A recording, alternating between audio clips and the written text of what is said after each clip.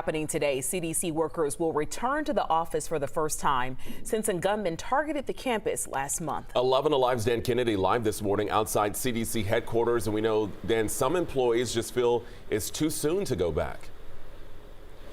Yeah, the union president representing local CDC workers here calls that mandate to return to the office, quote, reckless. They point to a lot of the damage still being left behind here at the Roybal campus in Atlanta after a gunman sprayed several buildings here with several hundred bullets. In fact, we got a tour of the damage. You're looking at a video of it right now. Last month, just a couple weeks after that shooting unfolded here, some of the workers, their offices still aren't repaired. So those workers, as they come back this Monday morning, are going to be put in temporary offices in the meantime. The union president says she's worried that that could trigger trauma as people come back here to the office, but still, they say they are urging workers to follow that mandate and come back on this Monday.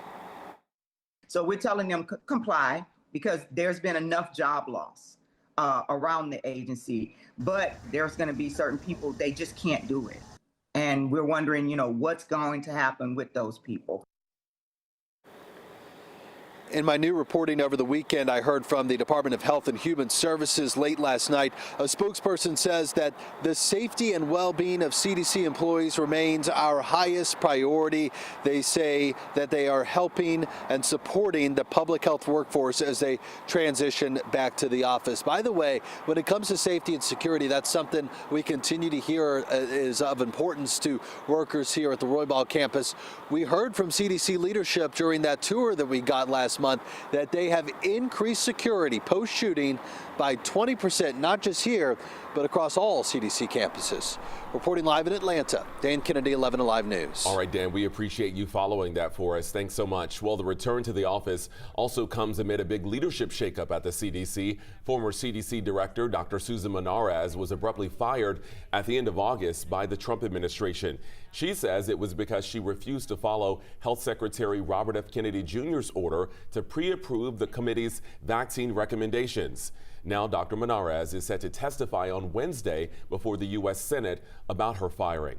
Her testimony also follows Secretary Kennedy's testimony just 2 weeks ago, where he was grilled by lawmakers on both sides of the aisle, including those who supported his confirmation earlier this year. Well, many senators expressed concern over his vaccine views and Americans' access to them. He was also questioned about Dr. Menarez's abrupt firing and the other CDC leaders who have also resigned.